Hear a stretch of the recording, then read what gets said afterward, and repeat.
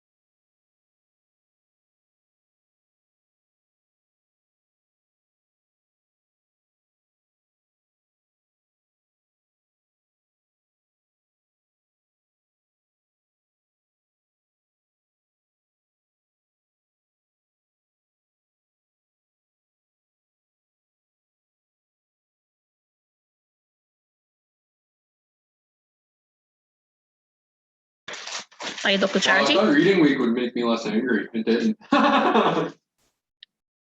Honestly, I think it's Can you hear me? made it worse. Yeah. I was like, this is great. I got Hello? so much shit done. Yes. Have you marked the midterms as yet? No. Yes, I have. I'll send it to you guys by email and the assignment one as well. Okay. I got the assignment 1 already, I think. Because you sent an assignment during the week last week. Assignment, that was assignment 2. Okay. So I'll be sending assignment 1 and the midterm. I'm done marking them. Okay. Okay. Alrighty. Thank you. You're welcome.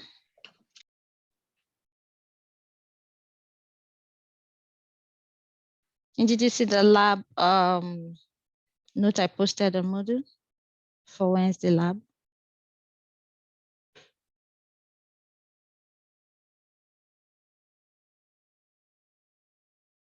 Has anyone seen the lab note?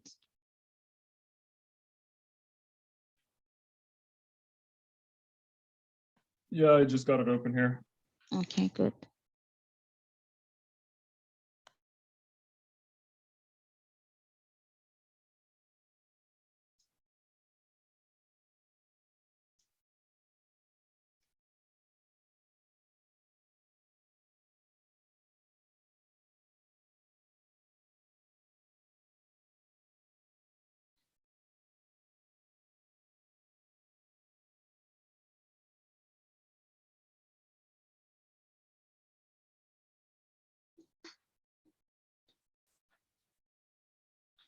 Okay, so there'll be lab on Wednesday after the test.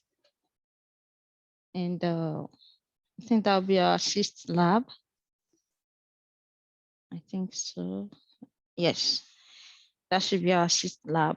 And we'll have about 3 weeks or 3 weeks left to the exams. We hope to cover the remaining chapters of our book before exams. We are ending at chapter 13, as the schedule has clearly stated, and we hope to cover that before then, okay? So today we want to look at the second part of our chapter 10. We'll be looking at energy, and we'll be looking at the kinetic energy, the potential energy, and the thermal energy today. And we'll be looking at the different description of these 3 forms of energy. Okay, so we'll start with the kinetic energy. When we talk of kinetic energy, which we have also seen when we did our lab classes, we asked you to do some calculation about conservation of kinetic energy. So we're not just, it's not a strange term to us, right? But kinetic energy typically talks about the energy of objects in motion. Okay, and we know that we have some objects that are actually in motion, but they're not going anywhere. They are rotating about their axis. That means they're not moving from point A to point B. we looked at those kind of motion under the rotational motion.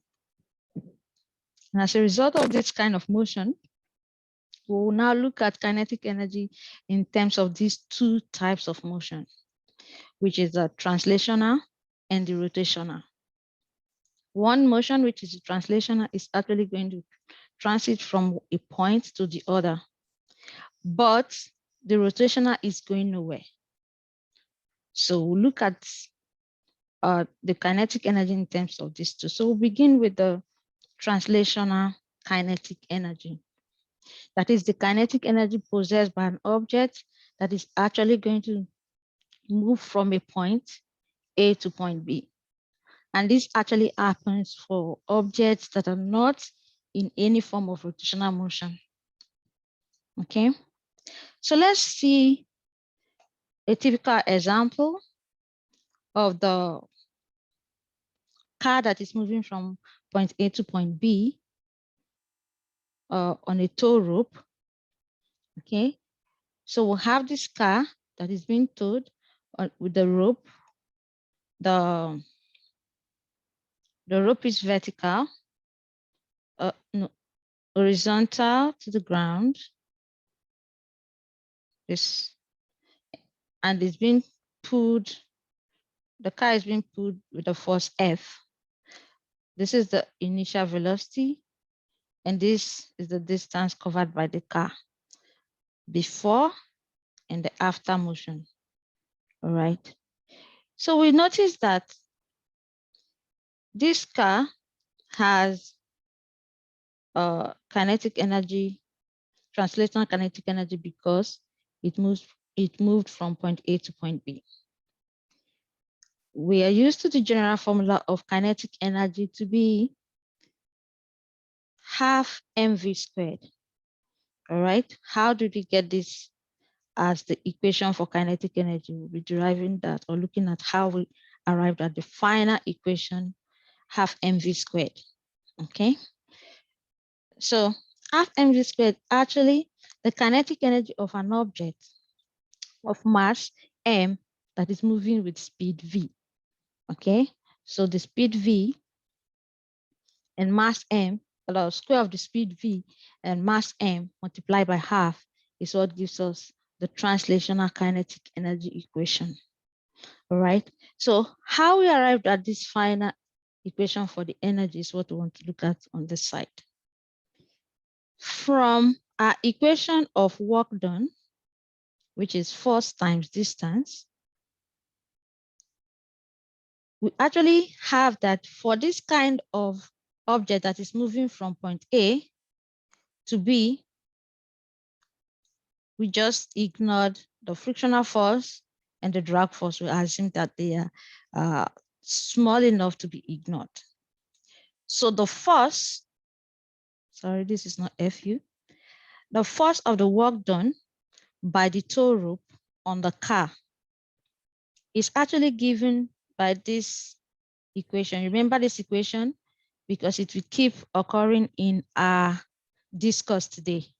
The equation work equal to change in energy is actually called the energy work equation that we have seen before when we treated the conservation of energy, conservation of momentum. And we also saw it in our last discourse, the work energy equation, which gave us the total summation of the energy in a system to be changed in E, which is equal to work done.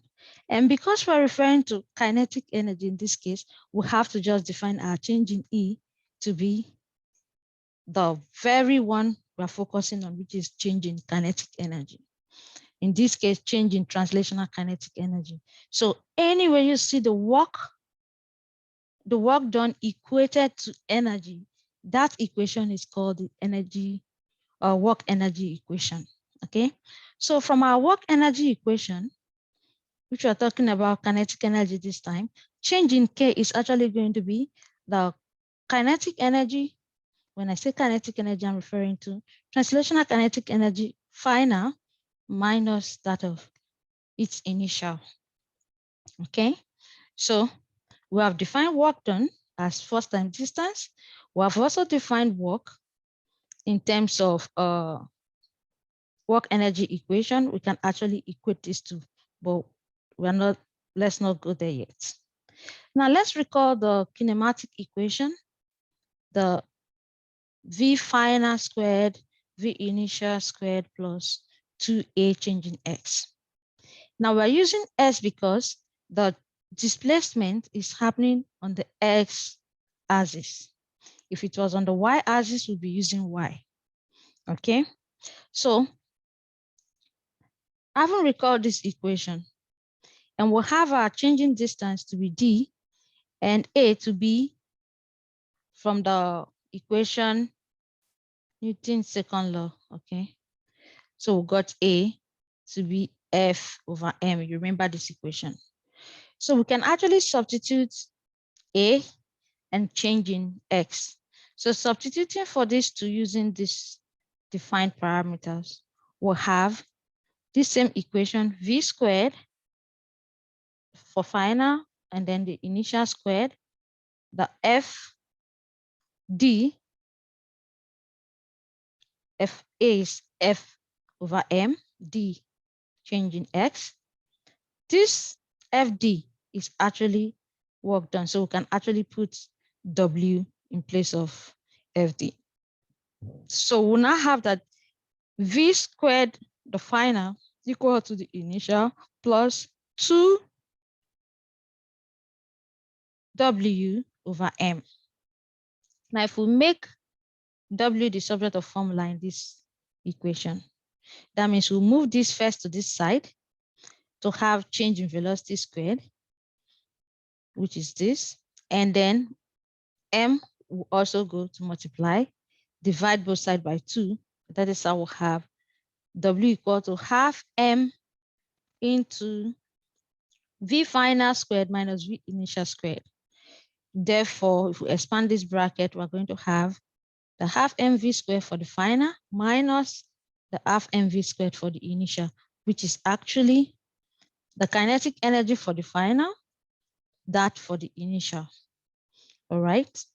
So that's how we got that the kinetic energy of an equation in the case where the V initial is 0, this becomes 0. So when we're moving an object from rest, the initial part is going to give us 0, and we'll be left with just an expression that will give us K equal to half mv squared. Okay, but we'll have scenarios where we'll have to specify that it is the final, because once we do that, we've already established that the initial V was 0. Okay, so let's see an example to buttress this point.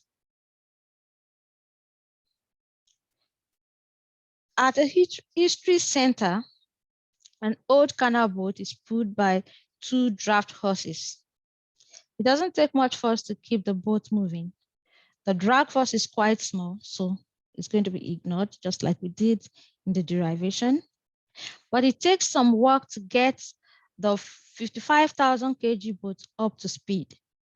The horses can pull with a steady force and put a 1,400 Newton tension in the rope that connects to the boat. The rope is straight and level, so we can say it's on the S-plane. The boat starts from rest. This information is important. You know what this will be to the initial V. And the horses pull steadily as they begin their walk down the tow path. Now the question is, how much distance do the horses cover as they bring the boat up to its final speed of 0.70 meter per second? How much distance? So we're looking at like changing S or D. Okay, so let's take a visual representation of the description in the question. This is the boat. Initial velocity is 0 because it was stated that it was at rest. It was moved to final V, which is given to us in the question, and then the mass is given, the tension is given. This is 0, which was implied, and this is stated as well. So we're asked to find D, which is the distance that the boat moved. All right, so we know that this description is actually a kinetic energy description, but what type? The translational kinetic energy. So we'll have the half mv squared in mind, all right? But we're moving from the equation, energy work equation.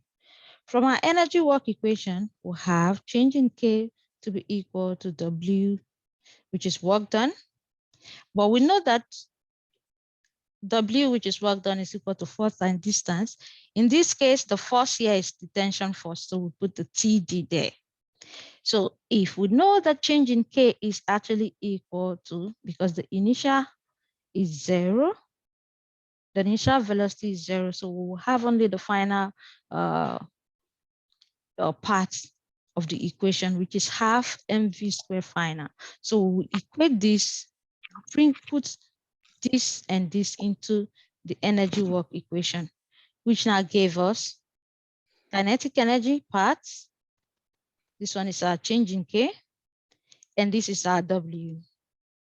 All right.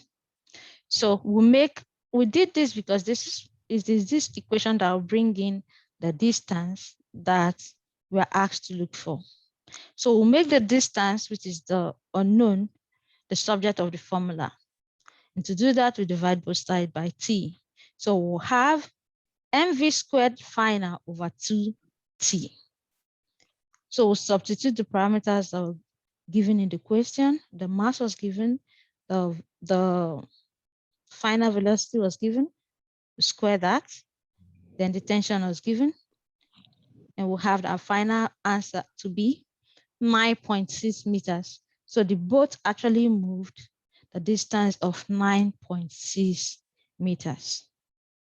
Okay, so that's how we apply the equation for translational kinetic energy to real life application. Now I want to look at the second part, which is the rotational.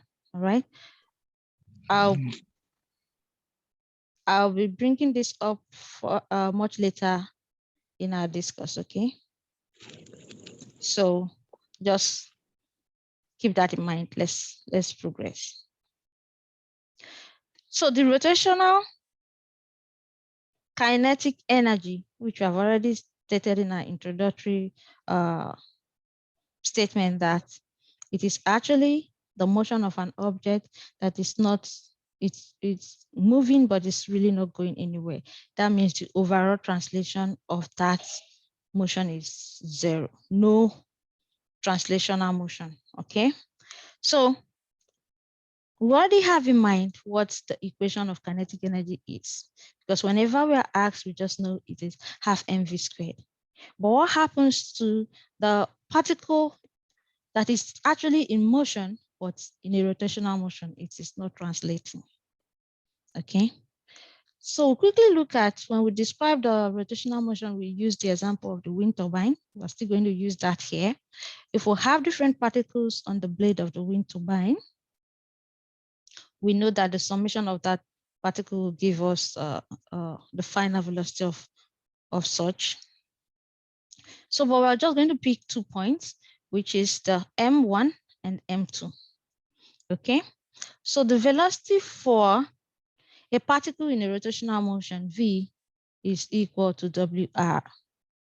All right, now I'm saying WR, I don't mean W, I mean omega, all right? So if that is given, for each particle, we can actually define the velocity. That means the particle for V2, which we use M2 to represent, will give us the omega times R, which is the distance from the pivot or rotational axis point.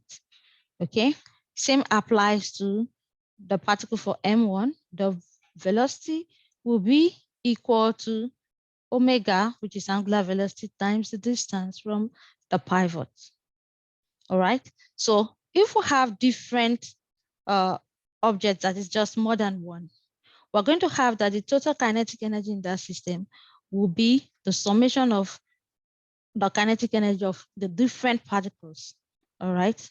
So because this is the rotational motion scenario, we'll have to, like we did when we were discussing rotational motion, we'll have to look for the rotational equivalent of the expression for kinetic energy that we have seen in the translational, that is the motion in the plane.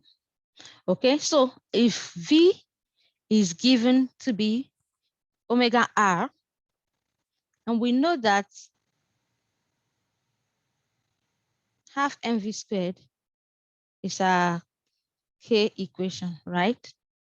So we'll substitute the value for V, which is what happened here. We just took example of the mass M1. The mass M1 will have the velocity V1, the squared. So if you substitute for this V, put this one there. So we'll have for your V, R squared and omega squared. Okay, so like I said, if we have more than one particle, the kinetic energy, rotational kinetic energy will be half m1 squared r squared w omega squared plus for the mass 2, mass 3, and so on. So in the end, we'll have that it is actually going to be half summation of mass and the distance from the pivot squared multiplied by the omega squared. And we know that summation of mr squared is actually equal to our moment of inertia. So we can actually put moment of inertia here. So we'll now have the final expression of our kinetic energy as a result of rotational motion, that is K root, that is kinetic energy of rotational motion, to be equal to half moment of inertia omega squared.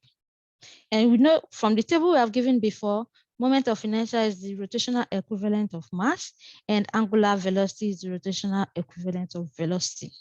So we see that the expression actually did not change, but it took the form in terms of rotational.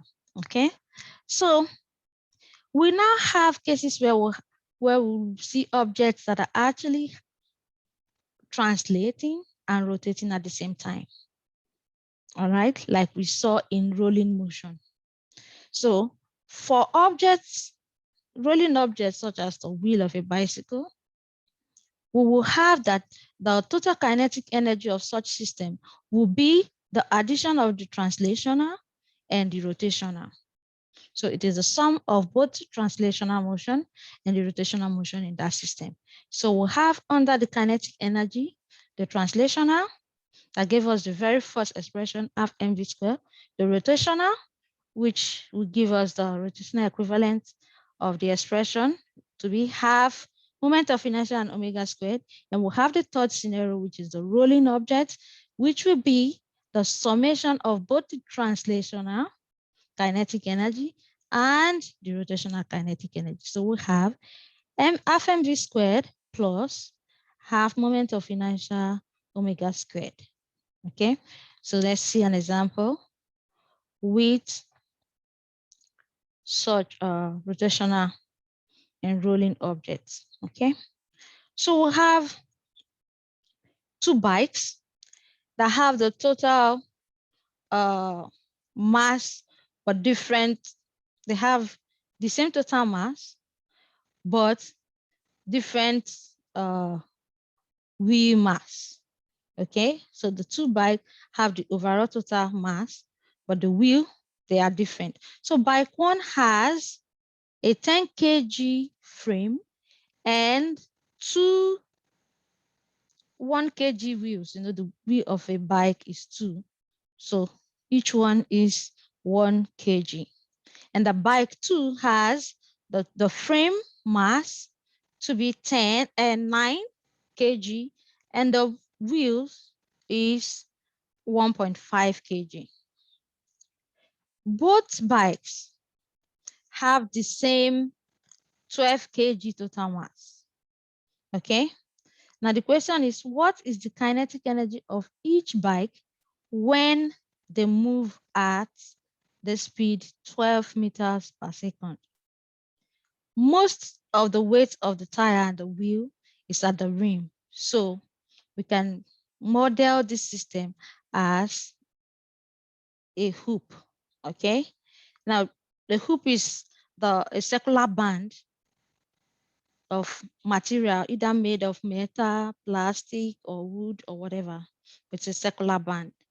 And we gave you a kind of table for moment of inertia for different shapes. So it was important we emphasize that we're actually treating this case as a hoop, because that will inform us the kind of choice of formula to pick for a moment of inertia. Okay. Now, the important thing about this example is that this is what informed the choice of bicycle that cyclists should take for their race, because they have to put these calculations in place to make the right choice for the bicycle. It's not only about the energy of ride. Okay. So question says, what is the kinetic energy for each bike? They have the same mass, total mass, they're moving at the same velocity. But what is changing about them?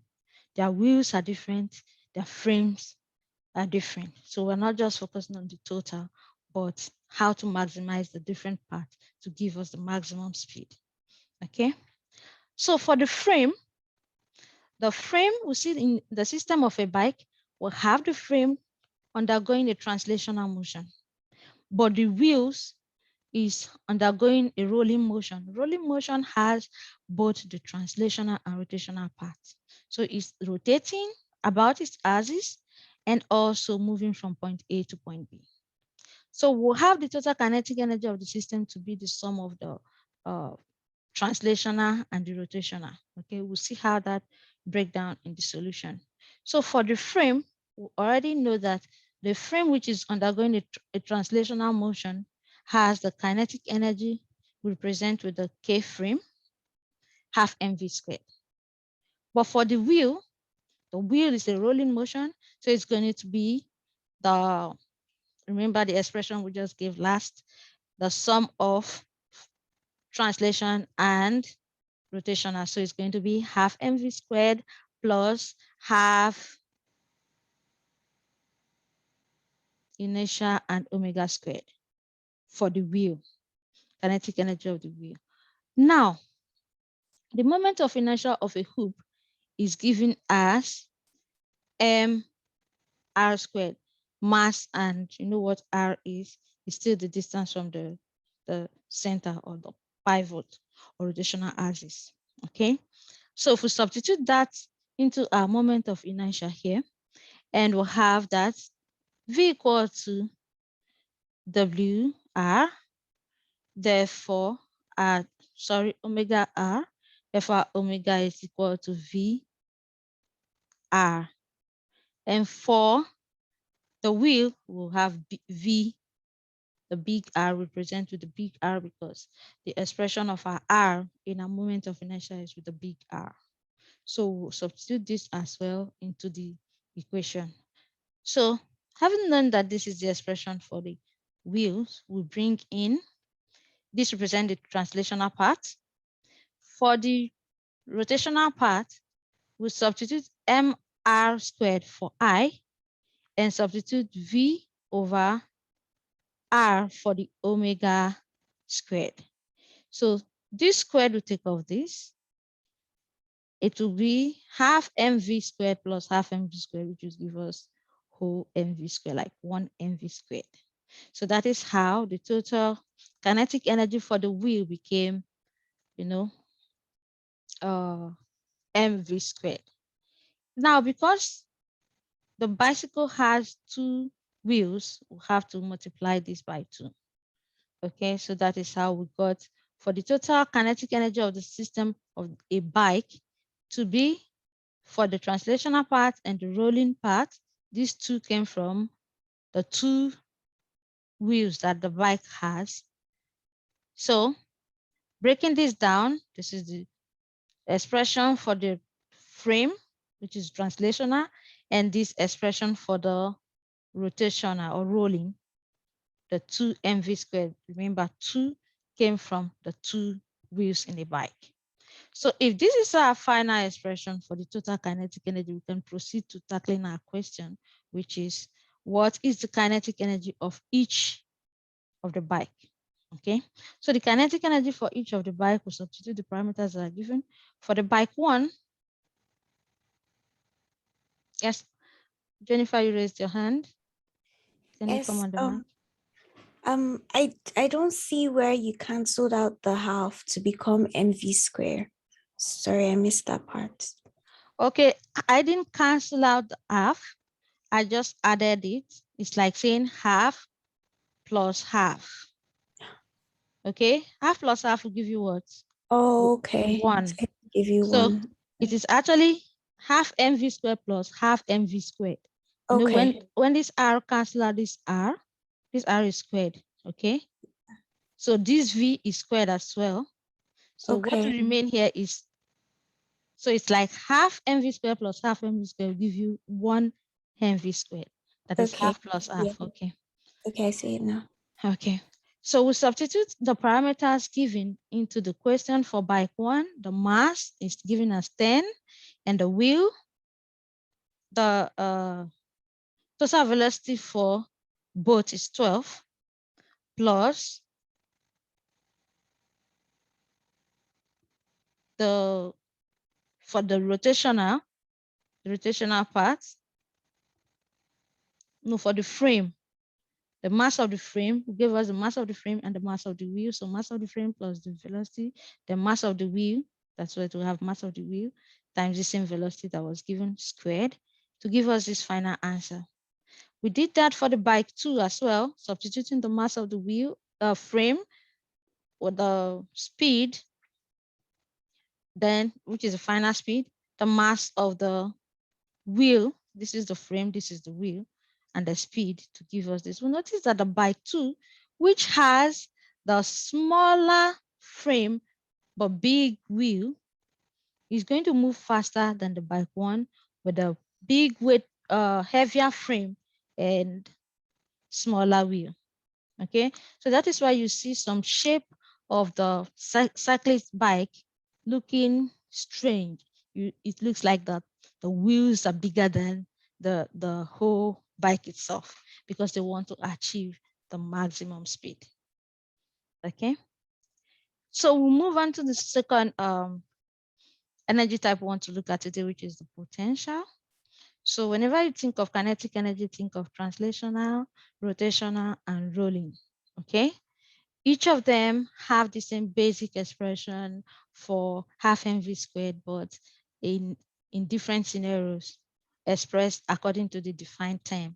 Okay, the only strange one there is the rolling, which will be the summation of translational and rotational. So the potential energy, which we have seen in the types of energy we looked at before, we were discussing and describing potential energy using some strange terminology such as gravitational potential, spring potential. So we want to see why we're using those two terms in terms of under this discussion of potential energy. Now, potential energy, just like we view kinetic energy to be energy of objects in motion, is actually mainly energy of objects at rest, we used to say, but it's actually talking about stored energy. Stored energy that has the potential to be converted into other forms of energy, hence the name potential energy. We can always or often convert potential energy into kinetic and thermal. When it's converted to kinetic energy, it can be reversed, but when it's converted to thermal, it's irreversible. So we have example of such to be a kind of kinetic energy that exists in a system such as the action of the gravitational interaction of the earth with an object. And we have other systems such as the push on a spring. Okay, these two type of forces, the spring and the gravity, gravitational pull of the Earth, they are the special type of contact force that allows for the storage of energy. Every other contact force does not allow. Hence, we have the description of potential energy in terms of these two. We have the gravitational potential energy and the spring or elastic potential energy. So whenever we talk about potential energy, I want you to also remember two things: gravitational potential energy and the spring or elastic potential energy. Reason being that it is only these two contact forces that allows for the storage of energy that can actually be converted into kinetic or thermal energy. So let's see an example. If we have like the figure here, the gravitational pull between the Earth and the book. Okay, a time when the book was sitting on the surface of the Earth or a table or an object, its gravitational potential energy is 0 and there's no change in the distance. Now we are using y in this case because the change in the distance for the description of gravitational potential energy is always vertical on the y-axis. And it's for object, when we looked at it in the first case, it's possessed by objects that are above the ground, object that has the influence of gravitational pull on them. So we have the system being the Earth and the book. Okay, so if we take the Earth and the book as the system, let's look at this system. The hand picked up the book and it stands at a height above the ground, initiating the gravitational potential UG, which is the symbol for this. And then it moves at a distance, which we recognize as changing y, to the final position. And then we'll have the gravitational potential at the final position.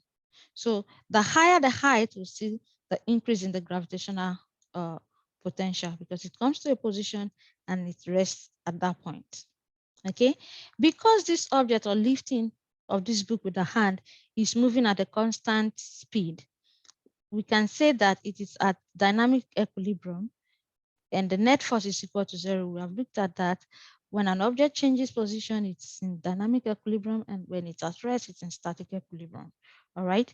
So we have, in this case, the free body diagram for this expression, the weight being equated to the force of lift.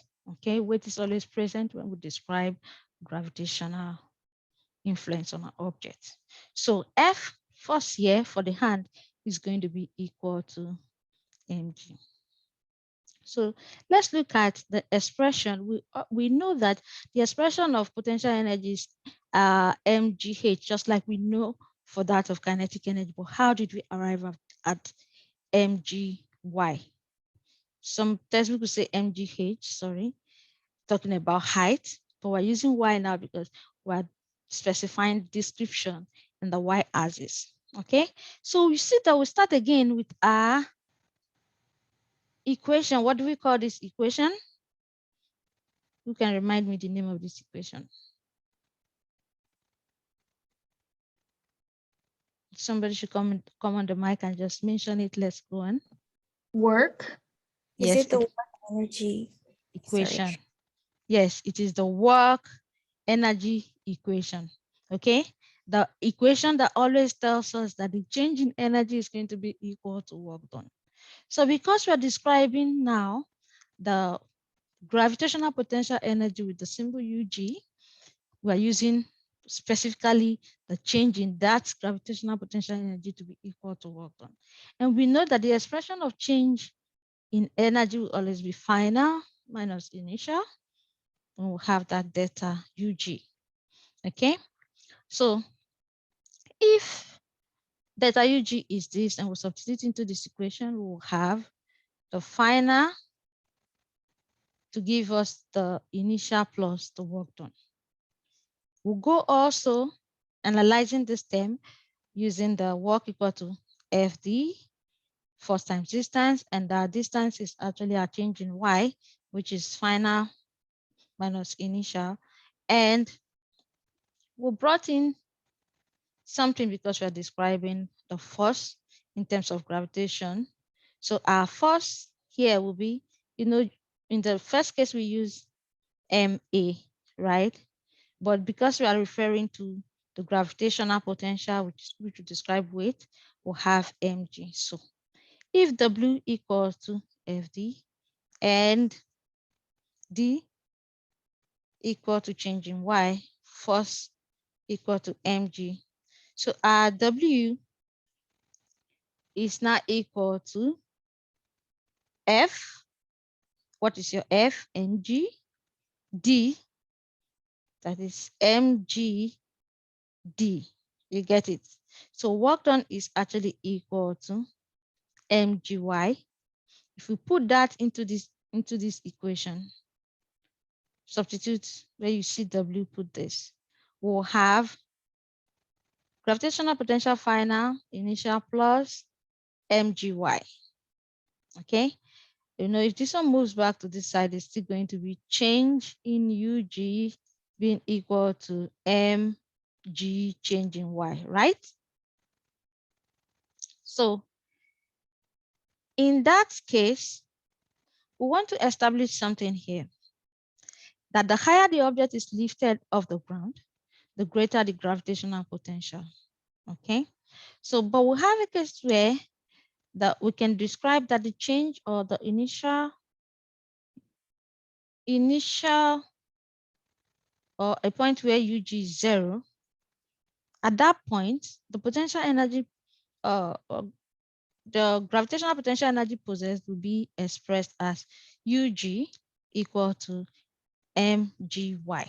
So that's how we arrive at this final gravitational potential energy equation for an object with mass m at height such that UG is equal to 0 and there's no change in the height. Okay, so we'll notice that the important thing about the gravitational potential energy is that it depends on the height, not necessarily the path followed by the object. Okay, so we see that emphasized here, that if, for example, the hiker is taking a path at this level, is climbing, he took this path to this level, our focus is just going to be on the height. We are not focusing on the path he took. Did he follow this or did he follow path A? All right, it's the height. So if you're given a question, a description where it has to move zigzag, focus on the final height. You see, it followed different paths to get to this final height. You can take the part A, you can take part B, you can take the part A, but our focus is the final height. When we want to do a calculation, we take the distance or the height of 200 meters to arrive at our final answer. So let's look at an example. We see in an Empire State Building run-up, the competitors race up to 1,000, up the 1,576 step of the Empire State Building, climbing a total distance of 320 meters. How much gravitational potential does a 70 kg racer gain during the race? Okay, so we define the system, which is the racer and the Earth. It moved a total distance of 320. We didn't have to mind the path because it will take different steps to get to that height. We didn't have to mind that path, but that information is actually there because we have some information in questions that are actually detours.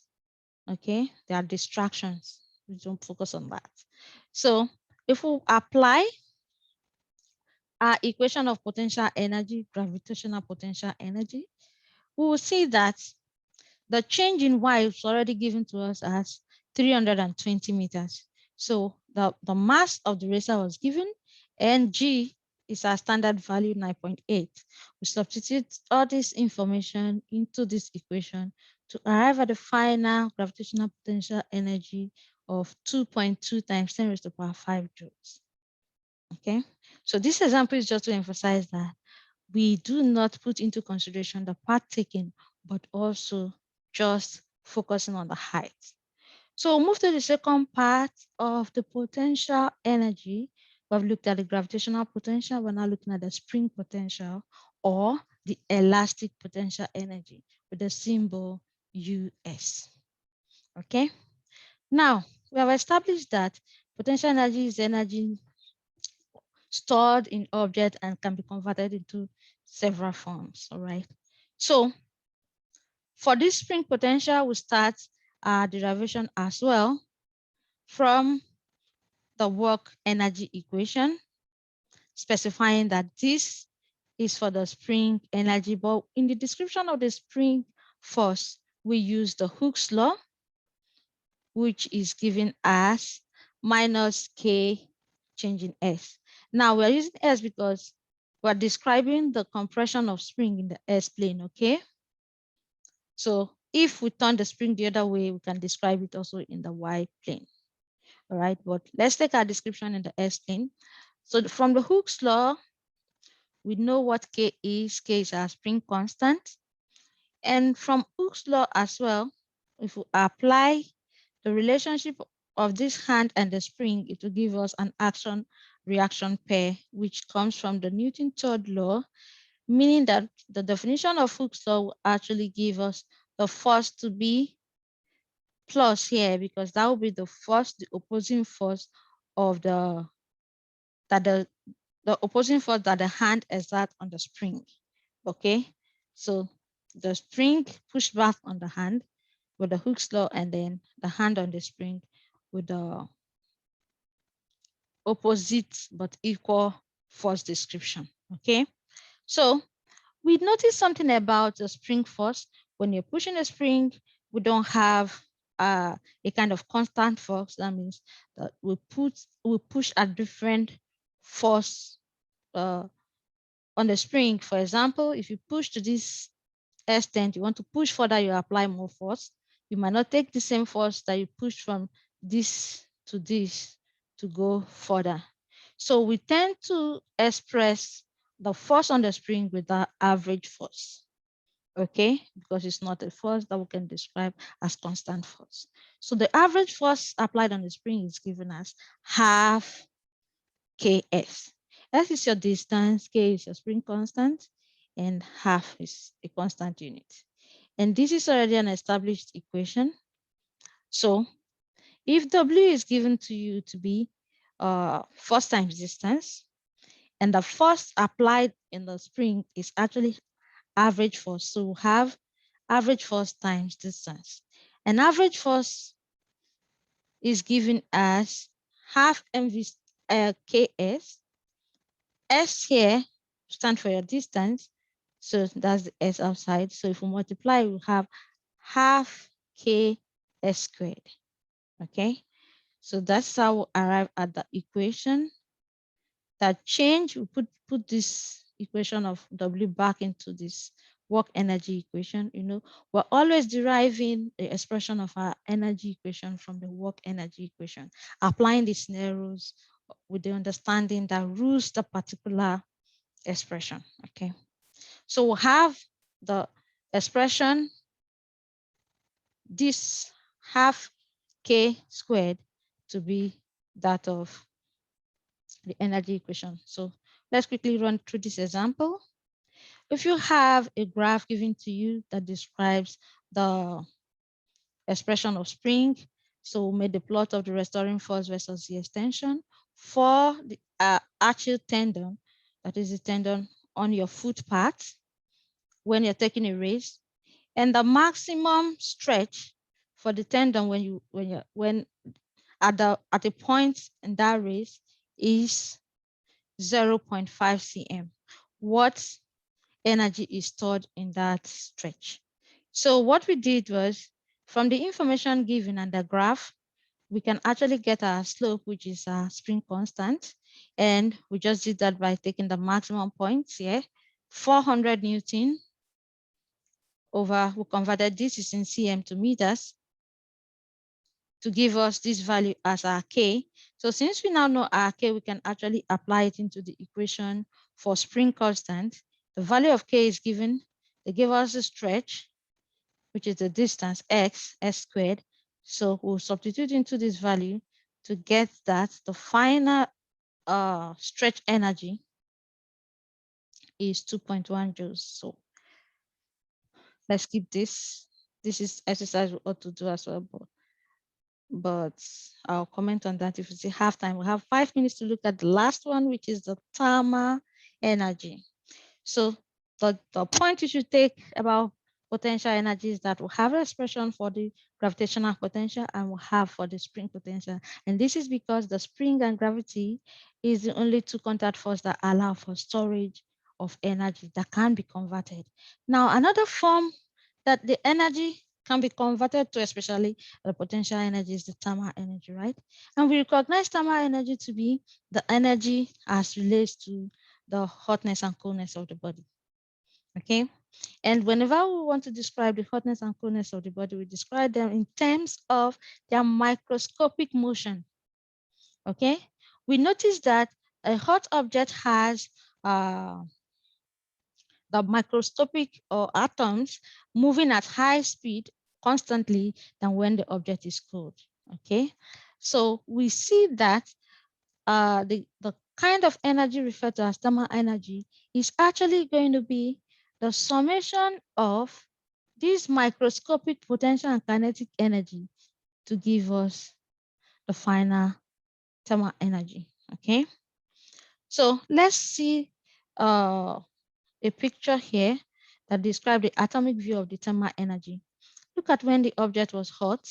You see the expanded view of the atoms of that object, and the green arrows representing the vector length of those particles. We see also in between something like a spring. We see something like a spring because the kind of bond that exists between these particles, they are actually like in spring form. They stretch, they contrast. When it's cold, they will contrast, like as you're seeing here, with the small arrows. It's just a small motion. Okay, so you see spring and kinetic in motion. So the spring will have the stored energy, which is also which can be converted into motion. Okay, so that is exactly what happens in thermal case. So now let's look at how that the friction can be converted to thermal case, which actually applies the atomic motion of object. Remember when we were discussing the frictional force, we described two objects. This is blue for one and brown for the other. Okay, when they are in contact, that the peak of each of those atoms will actually go into each other to form a level of bond. That is what we described with this. You see the bond existing here, like the spring. Okay, but when one object is about to glide over the other or move, this bond here will stretch out, then break off. Okay, and that is what you see here. Once it breaks off, we'll see the potential, the bond for this object. The atom will stay with this object, the atom will stay with this object, but the bond has broken, which transferred heat to these atoms in contact. Okay, so now let's see a physical application of this. An experiment took a thermograph of an object like the bus that was dragged across the floor. When the thermograph image came out, it gave us this kind of picture coloration. We see the red lines, red indicating the warm part, which is a warm surface as a result of the conversion of that potential energy to thermal. So we see the blue and the green representing the cool areas of that experiment. Now, what happened in this kind of expression, because we want to give the final expression for the thermal energy, we see that the frictional force is actually going to be equal to the force applied to pulling the object. Where did you get this from? Based on our action reaction description. Okay, so and it's going to travel a distance that we would describe as d, which is change in x. Okay, and if we know that our force, our work done is equal to fd, and d is defined as change in s, we're actually going to define work done as f change in this. And if f the force that we use to pull this bus is equal to the frictional force that exists between the two, is going to give us that for kinetic friction because the bus is in motion, and change in x. So therefore, the change in thermal energy, which is equal to, this is also thermal energy equal to W, which is our work energy equation, okay? So now, that is for, in terms of thermal energy, for thermal energy on a plane. What happens if the expression is for an object in air, water, or another fluid? At a constant speed, what happens? Whenever we describe objects in air, water, or fluids, we'll bring in another kind of force. Where we describe on the surface or land, the frictional force, we'll be using what we call the drag force. So what we did is just to replace the kind of force here, instead of frictional force, with the drag force, okay? So we have two things you always have to remember under each, okay? In kinetic is 3, in potential is 2, and in thermal is 2. In thermal, we'll have for the plane that is dragging on the surface, and then motion in air, water, or other fluids. Okay, so it's the same thing. Work energy equation is represented force times distance, but we are using frictional force, kinetic frictional force in the first scenario, and then drag force in the second one. So this simply is to emphasize the work energy equation for a system that has more than a description of one form of energy. Is a summation of all the energy present in that system to be equal to work done. Okay. So the last example is to buttress the point on kinetic energy. Okay. We use the example of the work done by drag force. A swimmer that weighs 70 kg is completing a competition and is going to cover 1.0 kilometers of a swim at a steady speed of 1.4 meters. Want to assume that the swimmer is moving at the frontal area of 0.08 meters squared, and the drag coefficient is given. The water or fluid density is given. So what we did is, the question is saying how much energy is required for this swimmer to complete this distance. So because they gave us this information, and we know that it's talking about energy for an object in water, we automatically go to the energy equation for the thermal energy with the drag expression, okay? So for the drag expression, this equation is not new to you. That is the equation for drag. All the information needed, parameters here are given in the question. We just substituted to get the value for our drag force. And we'll put it into this equation, the drag force, and the distance, which is 1.00 kilometer to equal 1,000 meters to get this, okay? So we stop here. I want us to, how many of us are still remaining? Quickly take this pool.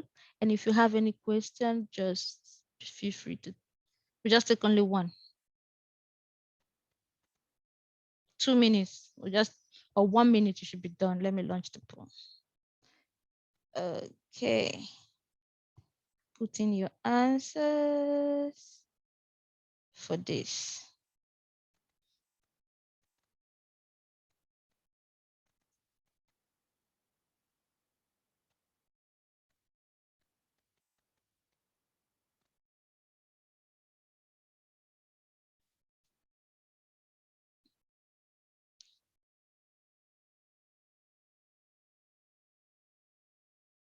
So this object, we're asked to rank in order of greatest to the least the kinetic energy.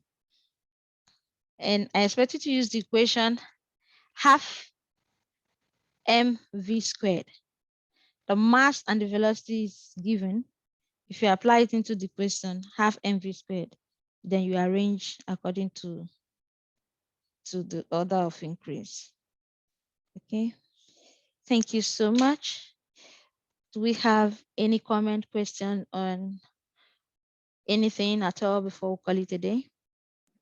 I have one question. Are we having labs this week? Yes, we'll be having lab after the test. And another question, will the information for today's class be on the midterm for Wednesday? No, it's not. Okay, The, right, the, that's it. the midterm ends at the last class, not this one. All right, thank you. You're Have a good day. welcome. You too. I have a question. So it'd be from chapter 6 to chapter 10. Early part of chapter 10, not today's class. Okay, sounds good. Thanks. Okay. All right, thank you. Thank you so much. Have a great day.